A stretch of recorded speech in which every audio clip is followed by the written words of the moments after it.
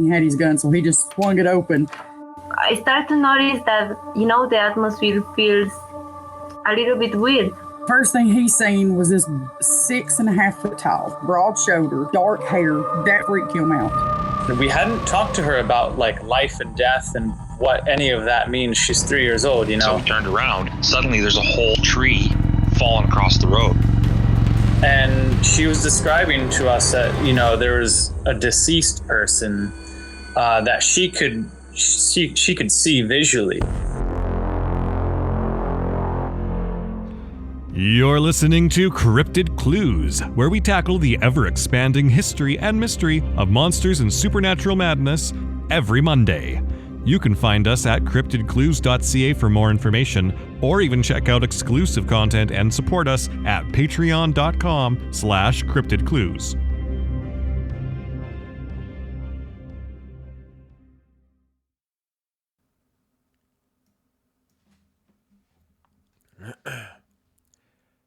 Hey everyone, welcome to another episode of Cryptid Clues. I am your host Taylor, and today we shall be exploring a few encounters we have received regarding Dogman. However, before we get into that, a little housekeeping. Our province lately has been plagued by wildfires, one particularly nasty one that has caused the evacuations of over 30,000 people in my hometown. That has been just an ongoing debacle for the past month, and some of my family and friends were out there fighting it, and I couldn't be more grateful to you all. I also want to express my thoughts and support to the families that have lost their homes at this time. I extend this out to everyone across the world, though, as fires are just becoming a much more prominent thing with each passing summer, it seems. Because of this, Reuben and I last week did an episode on wildfires and Bigfoot, how it can basically displace animals and the damage that it can cause to our forests once it started. So tune into that for a little bit of information. I also want to shout out our part 2 of our UAP congressional hearing episode. If you haven't seen it, definitely tune into both parts 1 and 2 for our review and highlights on it. In short, we just kind of condense and pick the key moments that were mentioned and discussed in the whole hearing and have laid it out for you for a discussion. And lastly, next week marks our release of the 100th main episode to drop on our feeds. Now, of course, we've gotten over 100 with our Campfire Clues and our other episodes, Patrons, all that kind of stuff. But 100 official main weekly episodes, our main episodes. So that's something we're very, very happy and proud of. So Reuben and I are going to have a very different, unexpected cast and discussion. I know he wanted to throw around the idea of us just talking about where we've come and how far we've come, and just what it's like to be at this point in the game now, where we've just had so many discussions and just kind of deep dive into where we're at, where we're going, and just have a good conversation about it all. So tune into that next week. I'm looking forward to it. It's going to be a nice change of pace. And yeah, without further ado, let's get into our first encounter with Dogman. And I quote, "I'd like to preface by saying that I got home about an hour ago and this actually happened. I've never had paranormal encounters and genuinely try to approach everything with a questioning mind. My partner and I like to hike at a local park late at night. It's a historic park in Pennsylvania, about 3,500 acres in size, and it spans over into the MD and DE borders. One of the trails allows you to cross through all 3 states. The entire park is mostly dense woods, with a creek running through. Usually, we park near an old church with a Revolutionary War cemetery that is famous for a grave known as the Ticking Tomb. I've been to every corner of this park, day or night, and we usually hike a short loop that is roughly a half mile in length. We've walked this trail literally thousands of times and never once felt anything strange. But tonight was different. We made a spontaneous decision to go on a night hike and left the house at about 10:45 p.m. I decided to take the narrow dirt road to our usual parking spot. Rather than driving a mile up the road to a paved access road like we normally do, about halfway down the ragged dirt and gravel road as we rounded a corner, an animal dashed across the road in the path of our headlights. I've never seen anything like this animal, and I've never seen an animal that size in this area that I couldn't immediately identify. Its size was somewhere between a dog and a human, and it moved so quickly it almost looked like it flew. A literal black blur with some hazy details and bright silver eyes. My partner also saw it. I'm generally a skeptic, so I just wrote it off, and we both just kind of explained it away. We made it to our parking spot and pretty much resolved not to talk about it and continue on as usual. Immediately, when we got out onto the trail, we noticed the frogs and cicadas were extremely loud, louder than I've ever heard them at night before around here. As we progressed down the trail, it felt like we had to talk over the cicadas. We sort of quietly yet frantically attempted at lightening the mood with conversation. Unbeknownst to me at the time, about 100 meters down the trail, my partner had begun to hear what he thought were extremely distant voices. I also noticed that the cicadas got progressively quieter the further we got down the trail. We made it about a quarter mile before a sudden, louder sound felt like it cut through the space between my ears. It was something like a glitching microphone or a megaphone way off in the distance. My partner pointed out to me later that there was nothing for the echo to bounce off of in that area. The moment we heard that sound, I stopped immediately and asked if he heard it too. Not only had he heard it, but he was convincing himself that he was hallucinating the sounds the entire time until I finally acknowledged it. Without discussion, we both immediately turned around and started walking at a fast pace back to the car. I felt like it was a bad idea to run, but we had to leave right away. We hoofed it back to the car with the feeling that something was following us all the way to the entrance. When we finally got back into the car and started driving, the feeling of urgency didn't go away. We made it all the way down the main road to our first turn, and I felt a moment of complete confusion. As I slowed to the turn, my partner asked me, "Do you not know where you are right now? Because neither do I. We have literally driven this road thousands of times." I made a split-second decision to turn right, which was thankfully the right choice. The next road went along the perimeter of the park and parallel with the trail we were hiking. There was tons of frogs, which hadn't been there on our way in. We spent maybe 20 minutes at the park. Just as we made our way past the area that we had turned around, another animal darted across the road in front of our headlights. It looked exactly like the one we saw on our way in, only closer and in more detail. It had silver eyes and what looked like ears or horns. It was still insanely fast, and either a blur or a wraith. I don't know how else to describe it. I get this really weird feeling when I think about it or talk about it. The feeling started when I saw it run across the road the second time. I feel like it's because I acknowledged that whatever that thing was, I couldn't explain it. I feel an almost burning sensation in my sinuses, my eyes water, and I get a strange tingling in the back of my skull. Like I said before, I'm usually a skeptic when it comes to this kind of stuff, but this experience has left me rattled. I made a quick gestural sketch of what I saw on my notepad while it was still fresh in my mind. I might sit down and try to draw it in more detail later. For those of you that are curious, this is what it looked like. End quote. So, I will be including that link just below in the description if you want to click on it and you can take a look at this photograph. Now, those wondering where this is specifically, it's Pennsylvania, the United States, and the specific location, I didn't want to go into detail on that. I'm sure if you deep dived and backtracked in this episode, you could find it yourself with some of those key notes. But I like to remain or keep a relative anonymity involved with certain locations to a degree.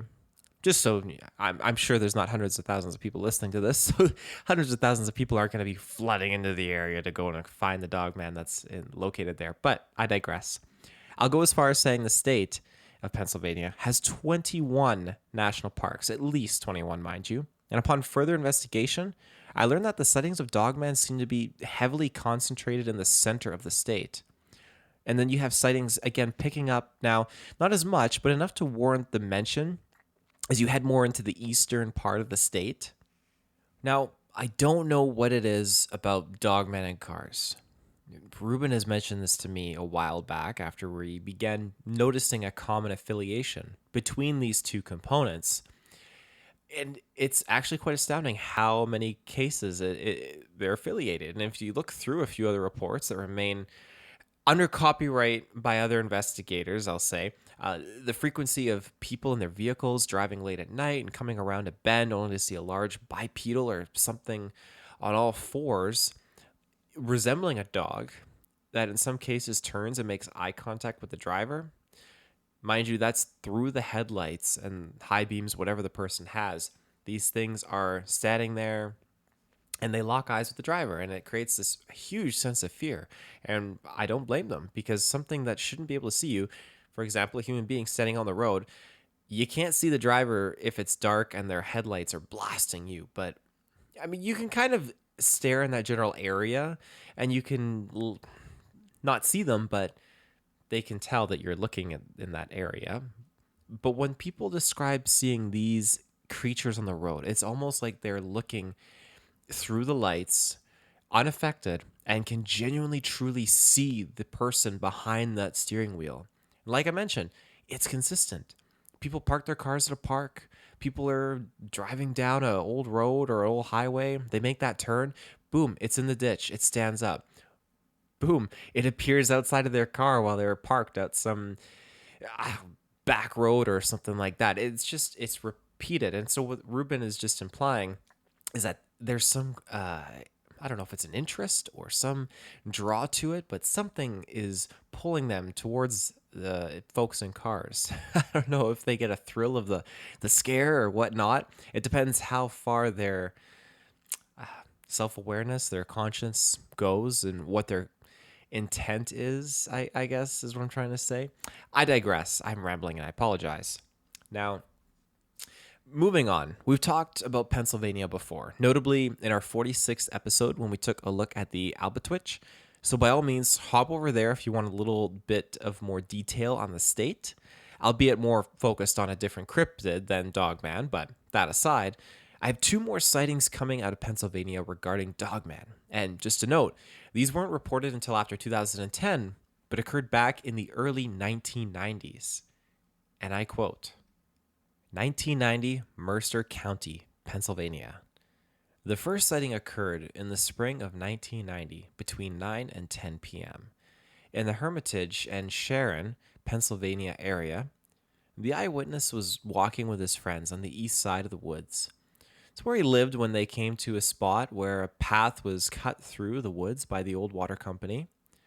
They heard a noise up the path and shined their flashlight in that direction, only to see what looked like a giant dog feeding on something.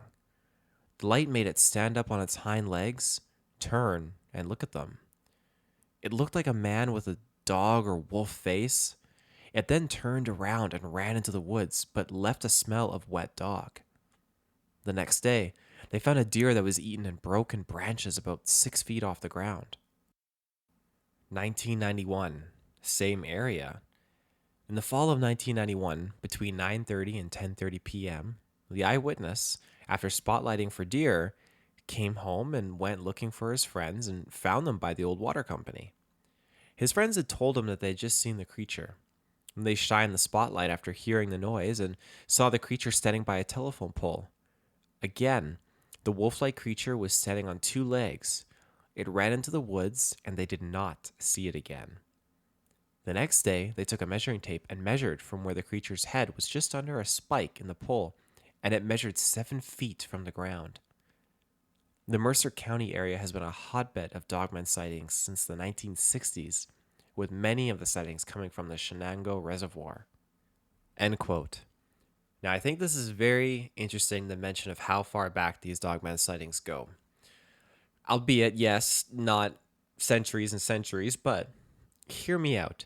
You have settlers first arriving in 1600s, and you have Native Americans that were residing in here for 12,000 years. And this is due to archaeological evidence that finds and documents their existence within what is considered modern-day Pennsylvania.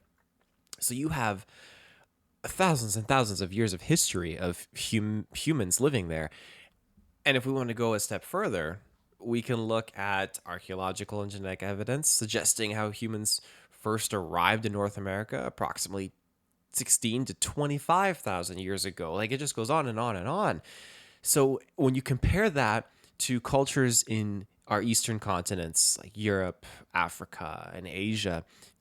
At this point, you can see that you're dealing with a very young continent, and a young continent that has had limited or no human footprint on it at all for thousands and thousands of years. What kind of development and what kind of ecosystem forms in lieu of no humanity? I mean, we have our footprint everywhere now on this planet, devoid of some very, very remote locations as we're still exploring the oceans and certain forests and whatnot. But just think about that, a whole continent discovered with no human footprint, period. I'm talking about before Native Americans and before settlers. We're going back before there were multiple human species and different sapiens. So it just blows my mind. What would exist in lieu of that? Would it just be animals? What would be the dominant species that has not encountered humanity before at this point? It's a fun thing to talk about, and it warrants a much further in-depth explanation. This is something maybe I'll bring up with Reuben on our next week's episode and just kind of poke his brain about it, because there is so much more to discuss on that topic in general. And I capped it at the 25 to 16,000 year mark. There's a lot of contested theories where it's 130,000 years or it's 60,000 years, so much. But I digress. That is the end of this week's episode. I hope you enjoyed it. We'll be back next week with some more discussions, and Reuben will be with me too. So stay tuned for that. You can find us on our social media channels, Twitter, YouTube, and Facebook. You can find us on our website, CryptidClues.ca, and you can also send us an email, CryptidClues@gmail.com. And if you want to check out the Patreon, you can also do that. But until next time, everyone, take care and stay safe.